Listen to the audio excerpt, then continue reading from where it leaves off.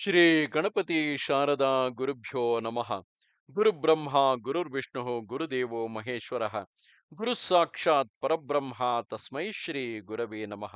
ಶ್ರೋತೃಗಳಿಗೆ ಸ್ವಾಮಿ ಸಚ್ಚಿದಾನಂದೇಂದ್ರ ಸರಸ್ವತಿಗಳವರು ನೀಡಿರುವ ಭಗವದ್ಗೀತೆ ಕುರಿತಾದ ಉಪನ್ಯಾಸ ಮಾಲಿಕೆಯಲ್ಲಿ ಭಗವದ್ ಭಾವನೆಯಿಂದ ಮಾಯೆಯನ್ನು ದಾಟಬಹುದು ಎಂಬ 52ನೆಯ ಉಪನ್ಯಾಸಕ್ಕೆ ಸ್ವಾಗತ. ಭಗವಂತನು ಪರ ಅಪರ ಎಂಬ ಎರಡು ಪ್ರಕೃತಿಗಳ ಮೂಲಕವಾಗಿ ಜಗತ್ತಿಗೆ ಕಾರಣವಾಗಿರುತ್ತಾನೆ. ತನ್ನ ಪ್ರಕೃತಿಯನ್ನು ಅಥವಾ ಮಾಯೆಯನ್ನು ವಶಗೊಳಿಸಿಕೊಂಡು ಆತನು ಎಲ್ಲವನ್ನೂ ಸೃಷ್ಟಿಸಿರುತ್ತಾನೆ. ಭಗವಂತನಿಗೆ ಮಾಯಾ ಶಕ್ತಿಯು ವಶವಾಗಿದೆ ಎಂದರೆ ಸರ್ಕಸ್ಸಿನ ಹುಲಿಯು ಹುಲಿಯನ್ನು ಆಡಿಸುವವನಿಗೆ ವಶವಾಗಿರುವಂತೆ ಅಲ್ಲ, ಆನೆಯು ಮಾವಟಿಗನಿಗೆ ವಶವಾಗಿರುವಂತೆ ಅಲ್ಲ. ಸ್ವತಃ ಪರಮಾತ್ಮನೇ ಮಾಯಾ ಶಕ್ತಿಯಾಗಿರುತ್ತಾನೆ. ಆತನೇ ತನ್ನಲ್ಲಿರುವ ಶಕ್ತಿ ದ್ವಯದಿಂದ ಜಗತ್ತಿನ ರೂಪದಿಂದ ತೋರಿಸಿಕೊಳ್ಳುತ್ತಿದ್ದಾನೆ. ಆತನೇ ಎಲ್ಲ ಪ್ರಾಣಿಗಳಲ್ಲಿಯೂ ಇರುವ ಜೀವವಾಗಿರುತ್ತಾನೆ. ವಿಶ್ವಾಮಿತ್ರಾದಿಗಳು ತಪಃಪ್ರಭಾವದಿಂದ ತಾವೇ ಹೊಸ ಸೃಷ್ಟಿಯನ್ನು ಮಾಡಿದರೆಂದು ಪುರಾಣಗಳಲ್ಲಿ ವರ್ಣಿತವಾಗಿರುವುದು ನಿಜ. ಆದರೆ ಅವರ ತಪಶಕ್ತಿಯು ಎಲ್ಲಿಂದ ಬಂತು? ತಪಸ್ವಿಗಳಲ್ಲಿರುವ ಆ ತಪಸ್ಸೂ ಪರಮಾತ್ಮನೇ. ಆದ್ದರಿಂದ ಪರಮಾತ್ಮನಿಗಿಂತ ಬೇರೆಯಾದ ಸ್ವತಂತ್ರವಾದ ಕಾರಣವು ಯಾವುದೊಂದೂ ಇರುವುದಿಲ್ಲ. ಎಲೈ ಪಾರ್ಥನೆ, ಸರ್ವಭೂತಗಳಿಗೂ ಸನಾತನವಾಗಿರುವ ಬೀಜವು ನಾನು ಎಂಬ ಭಗವದುಕ್ತಿಗೆ ಈಗ ನಾವು ಸುಲಭವಾಗಿ ಅರ್ಥವನ್ನು ಮಾಡಿಕೊಳ್ಳಬಹುದಾಗಿರುತ್ತದೆ. ಯಾವ ಪ್ರಾಣಿಗಳಾಗಲಿ ಪಂಚಭೂತಗಳಲ್ಲಿ ಯಾವುದೊಂದು ಭೂತವಾಗಲಿ ಹುಟ್ಟುವುದಕ್ಕೆ ಕಾರಣವು ಭಗವಂತನೇ. ಕಾರ್ಯರೂಪವಾಗಿರುವ ವಸ್ತುಗಳಲ್ಲಿಯೇ ಪರಸ್ಪರ ಕಾರ್ಯಕಾರಣ ಭಾವವನ್ನು ಕಾಣುವುದು ವ್ಯಾವಹಾರಿಕ ದೃಷ್ಟಿಯಿಂದ ಸರಿಯಾಗಬಹುದು. ಆದರೆ ಅದು ಪರಮಾರ್ಥವಲ್ಲ. ನಾವೆಲ್ಲರೂ ಬ್ರಹ್ಮವಂಶ್ಯರು. ಎಲ್ಲರಿಗೂ ಬ್ರಹ್ಮವೇ ಕಾರಣ, ಎಲ್ಲದಕ್ಕೂ ಬ್ರಹ್ಮವೇ ಕಾರಣ. ಶ್ರುತಿಯಲ್ಲಿ ಪರಮಾತ್ಮನಿಂದ ಒಂದೊಂದಾಗಿ ವಸ್ತುಗಳು ಕಾರ್ಯಕಾರಣ ಭಾವವನ್ನು ಹೊಂದಿ ಉಂಟಾಗುತ್ತಿರುವಂತೆ ಹೇಳಿದೆ. ಆಕಾಶದಿಂದ ವಾಯು, ವಾಯುವಿನಿಂದ ತೇಜಸ್ಸು, ತೇಜಸ್ಸಿನಿಂದ ಆಪ್ಪು, ಆಪ್ಪಿನಿಂದ ಪೃಥ್ವಿ ಎಂದು ಮುಂತಾಗಿ ಕಾರ್ಯಕಾರಣ ಭಾವದ ಸರಪಳಿಯ ಕೊಂಡಿಗಳನ್ನು ಒಂದೊಂದಾಗಿ ನಮ್ಮ ಲಕ್ಷ್ಯಕ್ಕೆ ಶ್ರುತಿಯು ತಂದಿರುವುದು ನಮ್ಮ ದೃಷ್ಟಿ ಸೌಕರ್ಯಕ್ಕಾಗಿ. ಆದರೆ ಪರಮಾರ್ಥವೇನೆಂದರೆ ಇದೆಲ್ಲವನ್ನು ಆತನೇ ಸೃಷ್ಟಿಸಿರುವನು. ವಿಕಾಸವಾದವೆಂಬ ಆಧುನಿಕ ಸಿದ್ಧಾಂತದಂತೆ ಒಂದರಿಂದ ಒಂದು ತತ್ವವು ಸೃಷ್ಟಿಯಾಗುತ್ತಾ ಬಂದಿರುತ್ತದೆ. ಆದರೆ ಕನಸಿನಲ್ಲಿ ನೋಡಿದರೂ ಅದೇ ಬಗೆಯ ವಿಕಾಸದ ಅನುಕ್ರಮವು ಇರುವಂತೆ ನಮಗೆ ತೋರುತ್ತದೆ. ಎಚ್ಚೆತ್ತ ಮಾತ್ರದಿಂದ ಒಬ್ಬ ಆತ್ಮನಲ್ಲಿಯೇ ಆಯಾ ದೃಶ್ಯಗಳು ಕಲ್ಪಿತವಾಗಿದ್ದವೆಂದು, ಅವುಗಳಲ್ಲಿ ನಿಜವಾಗಿಲ್ಲದ ಕಾರ್ಯಕಾರಣ ಭಾವವು ಸ್ವಪ್ನ ಕಾಲಕ್ಕೆ ಭಾಸವಾಯಿತೆಂದು ನಿಶ್ಚಯವಾಗಿ ಬಿಡುತ್ತದೆ ಅಲ್ಲವೇ? ಇದರಂತೆ ಸರಿಯಾಗಿ ನೋಡಿದರೆ ಇಡೀ ಜಗತ್ತೇ ನೇರಾಗಿ ಪರಮಾತ್ಮನಿಂದ ಉಂಟಾಗಿರುತ್ತದೆ ಎಂಬುದೇ ಪರಮಾರ್ಥವು. ಪರಮಾತ್ಮನೇ ಜಗತ್ತಿಗೆ ಸನಾತನವಾದ ಆದಿ ಮಧ್ಯಾಂತರಹಿತವಾದ ಬೀಜವು. ಕಾಲಾದಿಗಳು ಕೂಡ ಪರಮಾತ್ಮನೆಂಬ ಕಾರಣದ ಕಾರ್ಯವೇ. ಬುದ್ಧಿವಂತರ ಬುದ್ಧಿಯು ನಾನು, ತೇಜಸ್ವಿಗಳ ತೇಜಸ್ಸು ನಾನು ಎಂಬಿ ವಿಭೂತಿಗಳನ್ನು ಹೇಳಿರುವುದು ಜ್ಞಾನವನ್ನು ಹೊಗಳುವುದಕ್ಕೆ. ಬುದ್ಧಿ ಎಂದರೆ ಅಂತಃಕರಣದಲ್ಲಿರುವ ವಿವೇಕ ಶಕ್ತಿಯು. ತೇಜಸ್ಸೆಂದರೆ ಪ್ರಗಲ್ಭತೆ. ಬುದ್ಧಿ, ತೇಜಸ್ಸು ಇವು ಅಂತಃಕರಣದಲ್ಲಿ ತೋರುವ ಸಾರ ಪದಾರ್ಥಕ್ಕೆ ಉಪಲಕ್ಷಣವು. ಭಗವಂತನು ಆಧ್ಯಾತ್ಮಿಕ ಅಧಿಭೌತಿಕ ಜಗತ್ತೆಲ್ಲಕ್ಕೂ ಸಾರನಾಗಿರುತ್ತಾನೆ ಎಂದು ಭಾವಿಸಬೇಕು. ಬಲವಂತರಲ್ಲಿರುವ ಕಾಮರಾಗ ವಿವರ್ಜಿತವಾದ ಬಲವು ನಾನು ಎಂದು ಭಗವಂತನು ಹೇಳಿರುವುದರ ಅಭಿಪ್ರಾಯವನ್ನು ಈಗ ವಿಚಾರ ಮಾಡೋಣ. ಕಾಮವೆಂದರೆ ಇಂಥ ವಸ್ತುಗಳು ಬೇಕೆಂದು ಹಂಬಲಿಸುವುದು. ರಾಗವೆಂದರೆ ತನ್ನಲ್ಲಿರುವ ವಸ್ತುಗಳಲ್ಲಿ ಮನಸ್ಸು ನಿಂತು ರಂಗಾಗುತ್ತಿರುವುದು. ಮನುಷ್ಯನಿಗೆ ತನ್ನ ಕಾರ್ಯಗಳನ್ನು ಸಾಧಿಸಿಕೊಳ್ಳುವುದಕ್ಕೆ ಬಲ ಬೇಕು. ಅಂಥ ಬಲವು ಭಗವಂತನೇ. ಆದರೆ ಆ ಬಲವು ಕಾಮರಾಗಗಳಿಂದ ರಹಿತವಾಗಿರಬೇಕು. ಸಾತ್ವಿಕರಾದವರು ದೇಹ ಧಾರಣೆ ಮಾಡಿಕೊಂಡಿರುವ ಮಟ್ಟಿಗೆ ವಿಷಯಗಳಲ್ಲಿ ಕಾಮರಾಗವಿಲ್ಲದ ಬಲವನ್ನು ಬಯಸುವರು. ಆ ಬಲವೇ ಭಗವಂತನು. ಬಲವು ಪರಿಮಿತವಾಗಿರಬೇಕೆಂದೇನು ಇಲ್ಲಿ ಅಭಿಪ್ರಾಯವಲ್ಲ. ಕಾಮರಾಗಗಳಿಂದ ಮನುಷ್ಯನು ಮಾಡಬಾರದ ಕರ್ಮಗಳಿಗೂ ತನ್ನ ಬಲವನ್ನು ಉಪಯೋಗಿಸಬಹುದಷ್ಟೇ. ಅಂಥ ಬಲವು ಭಗವದ್ ಭಾವನೆಗೆ ಅಡ್ಡಿಯಾಗಿರುತ್ತದೆ.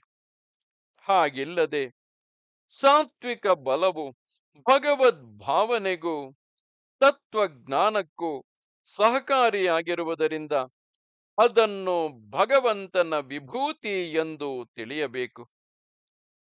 ಇದರಂತೆ ಭೋಗಾರ್ಥವಾದ ಕಾಮವು ಭಗವದ್ ಭಾವನೆಗೆ ವಿರುದ್ಧವಾಗಿರುವುದರಿಂದ ಅದನ್ನು ಬಿಟ್ಟು ಧರ್ಮ ವಿರುದ್ಧವಾದ ಧರ್ಮಾಚರಣೆಗೆ ಅನುಕೂಲವಾಗಿರುವ ಆಹಾರ ಪಾನಾದಿಗಳ ಕಾಮವು ಭಗವಂತನೇ ಎಂದು ಭಾವಿಸಬೇಕು.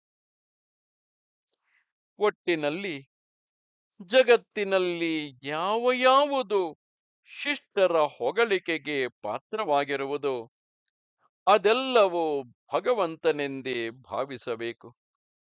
ಸತ್ಯವಾದದ್ದು, ಶಿವವಾದದ್ದು ಅಂದರೆ ಮಂಗಳವಾದದ್ದು, ಸುಂದರವಾದದ್ದು ಎಲ್ಲವೂ ಭಗವಂತನೇ. ಇಂಥ ಭಾವನೆಯು ಒಂದು ಬಗೆಯ ಉಪಾಸನೆ. ಅದಕ್ಕೆ ಉತ್ಕೃಷ್ಟವಾದ ಫಲವಿದೆ. ಆದರೆ ಒಳ್ಳೆಯದು ಮಾತ್ರ ಪರಮಾತ್ಮನೆಂದು, ಮಿಕ್ಕದ್ದು ಬೇರೊಂದು ಪದಾರ್ಥವೆಂದು ತಿಳಿಯುವುದು ತತ್ವಜ್ಞಾನವಾಗಲಾರದು.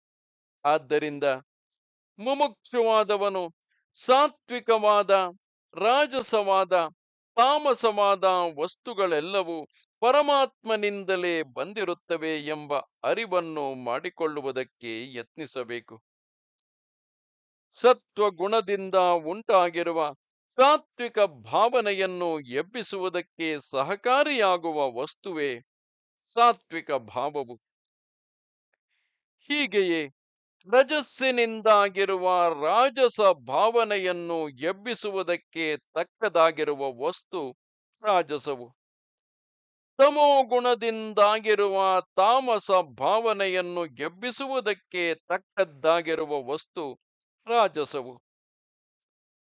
ಈ ಸಾತ್ವಿಕ, ರಾಜಸ, ತಾಮಸ ಭಾವನೆಗಳೆಲ್ಲವೂ ಪರಮಾತ್ಮನಿಂದಲೇ ಬಂದಿರುವವು. ಇವುಗಳು ಭಗವಂತನಲ್ಲಿಯೇ ಇದ್ದುಕೊಂಡು ಆತನ ಅಧೀನವಾಗಿರುವವು. ಆದರೆ ಭಗವಂತನು ಅವುಗಳಲ್ಲಿಲ್ಲ.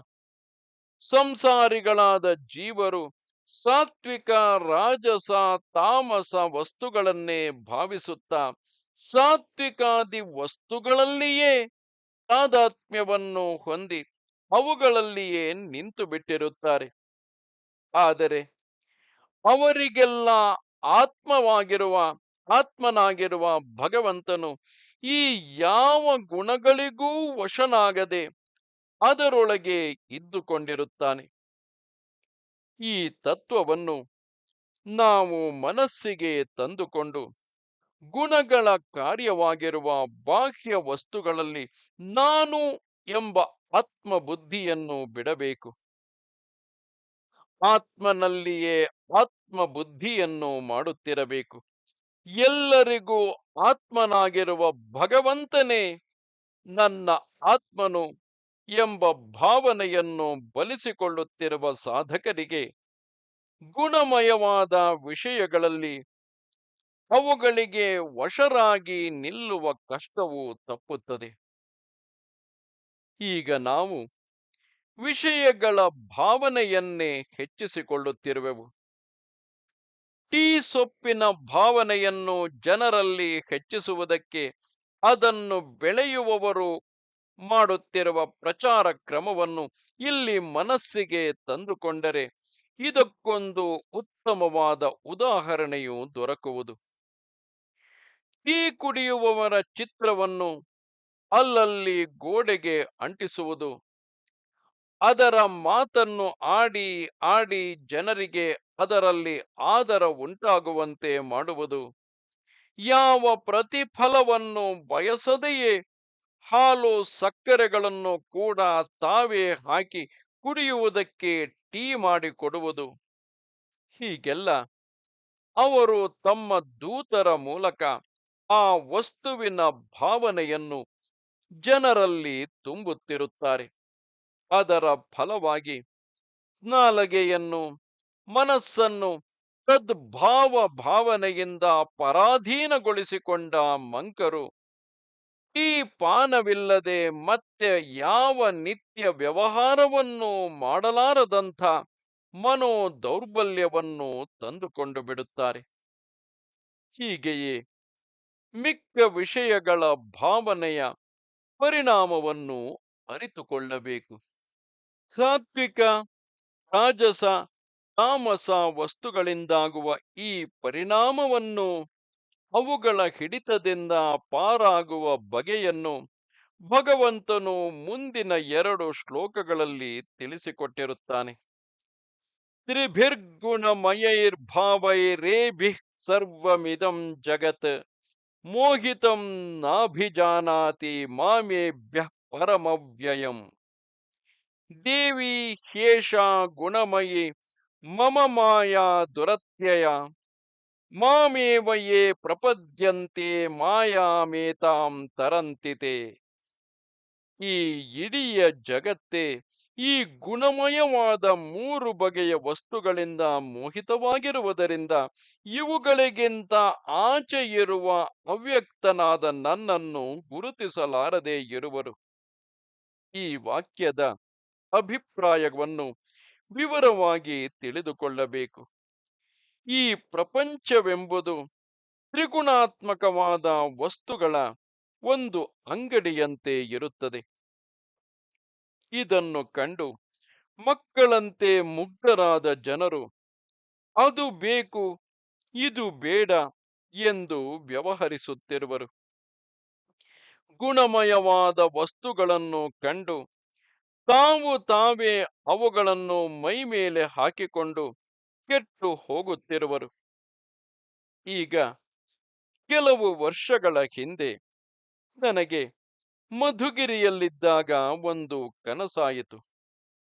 ಒಂದು ದೊಡ್ಡ ಗಾಡಿ, ಅದರಲ್ಲಿ ಉರಿಯುವ ಪದಾರ್ಥಗಳನ್ನು ಹಾಕಿದ್ದ ಕೊಪ್ಪರಿಗೆಯನ್ನು ಇಟ್ಟುಕೊಂಡು ಬೀದಿಯ ಮೇಲೆ ಮೆರವಣಿಗೆ ಹೊರಟಿದ್ದರು.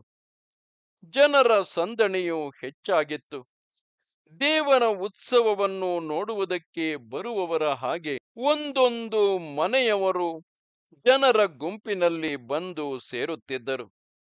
ದೇವರಿಗೆ ಹಣ್ಣು ಕಾಯಿಗಳನ್ನು ಒಪ್ಪಿಸುವವರು ಬಂದು ಮಂಗಳಾರತಿಯನ್ನು ಮಾಡಿಸಿಕೊಂಡು ಮನೆಗೆ ಹೋಗುವಂತೆ ಪ್ರತಿಯೊಂದು ಮನೆಯವರು ಒಂದೊಂದು ಕಟ್ಟಿಗೆಯನ್ನು ತಂದು ಬಂಡಿಯಲ್ಲಿದ್ದ ಉರಿಗೆ ತೋರಿಸಿ ಹೊತ್ತಿಸಿಕೊಂಡು ಆ ಕೊಳ್ಳಿಯನ್ನು ತಮ್ಮ ತಮ್ಮ ಮನೆಯ ಮೇಲಕ್ಕೆ ಎಸೆದುಕೊಳ್ಳುತ್ತಿದ್ದರು. ಈ ಕನಸಿನ ಅರ್ಥವೇನೆಂದು ಆಗ ನನಗೆ ಗೊತ್ತಾಗಿರಲಿಲ್ಲ. ಆದರೂ ಜನರು ಗುಣಮಯವಾದ ಜ್ವಾಲೆಯಲ್ಲಿ ಒಂದೊಂದು ಕೊಳ್ಳಿಯನ್ನು ಹತ್ತಿಸಿಕೊಂಡು ತಮ್ಮ ತಮ್ಮ ಮೇಲೆ ಎಸೆದುಕೊಳ್ಳುತ್ತಿರುವರೆಂಬುದು ನಿಜ.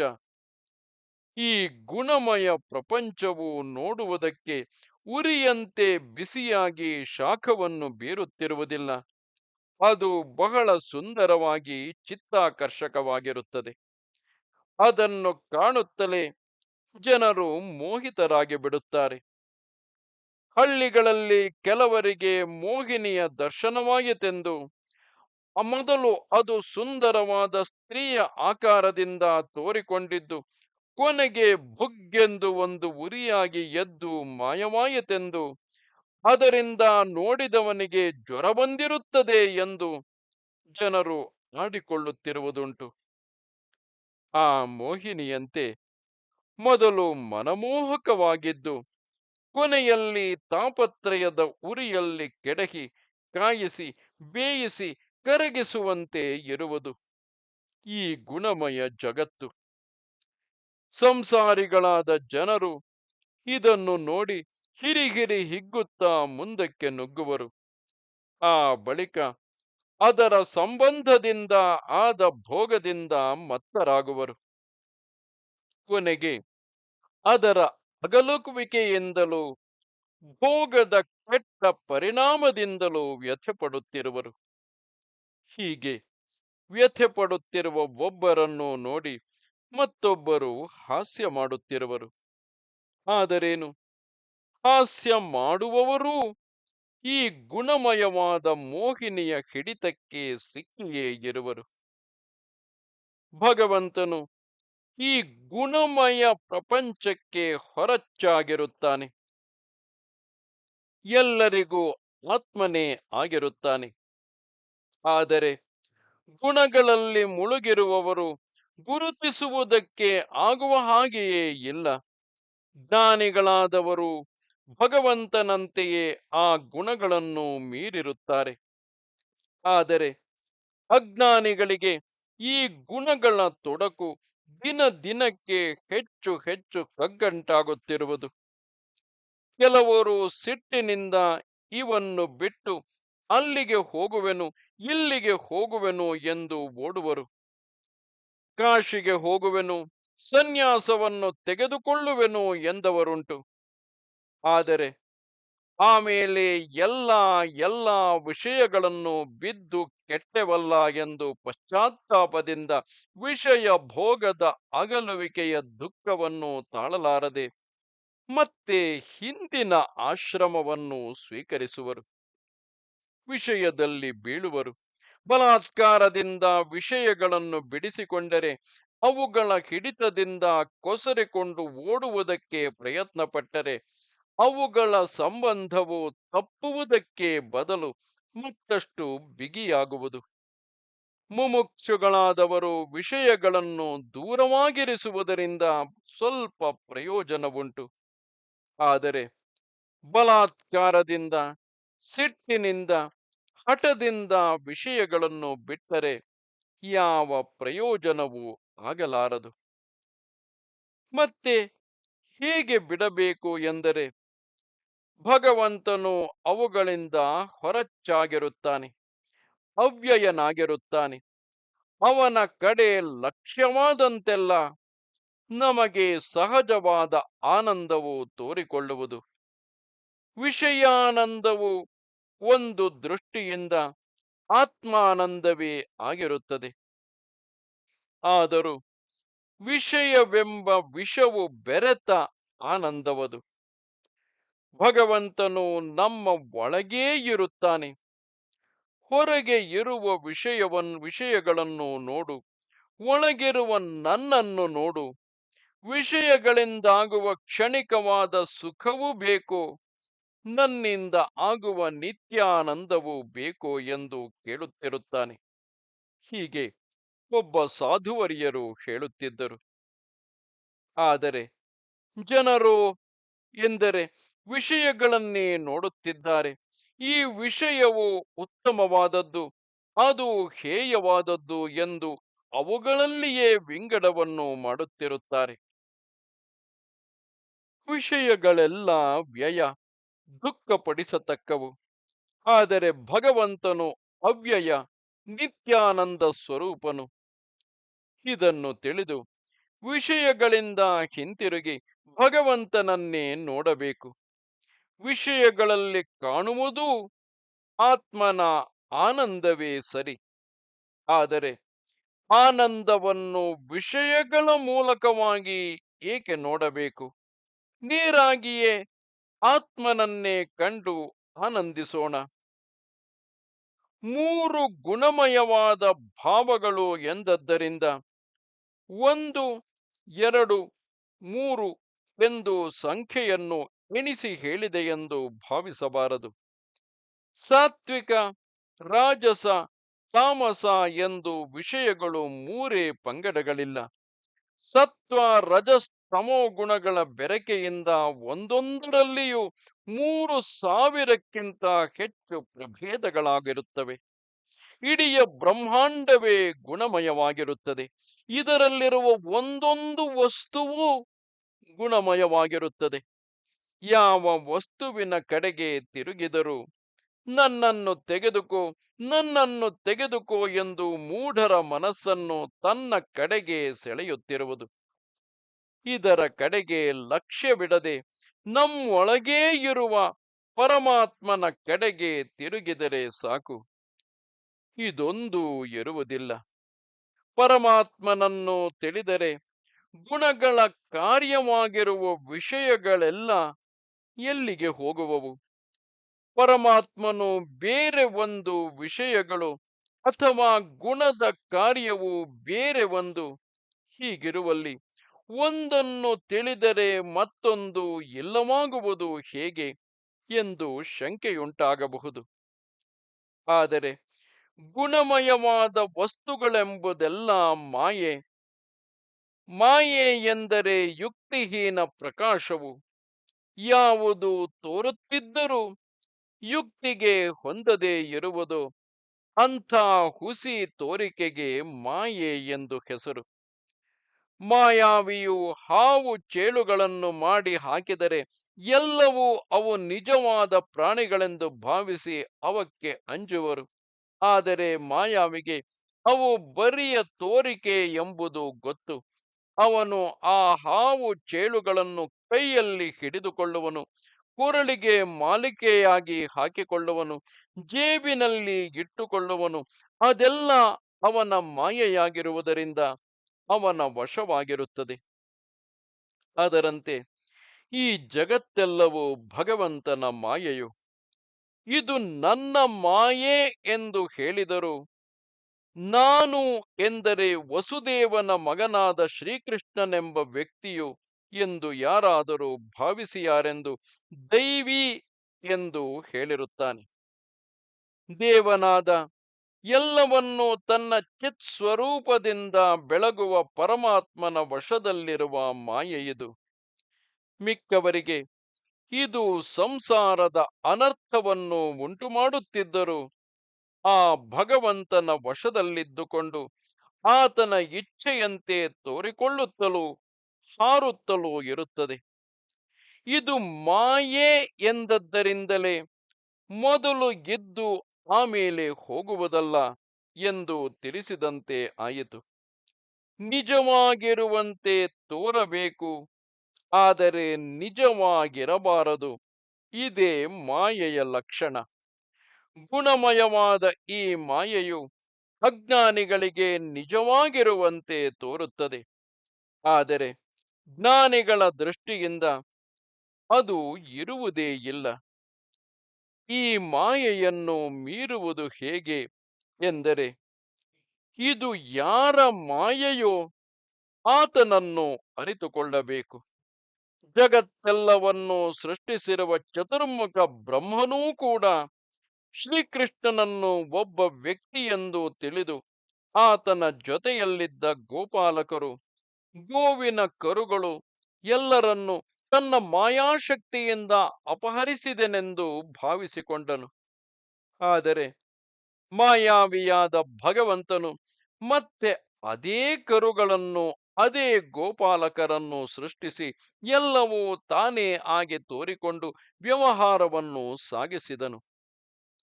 ಮಾಯೆಯ ಕಡೆಗೆ ಕಣ್ಣಿಟ್ಟವರಿಗೆ ಮಾಯೆಯು ಅಗಾಧವಾದ ಸಾಗರವಾಗಿ ತೋರುವುದು.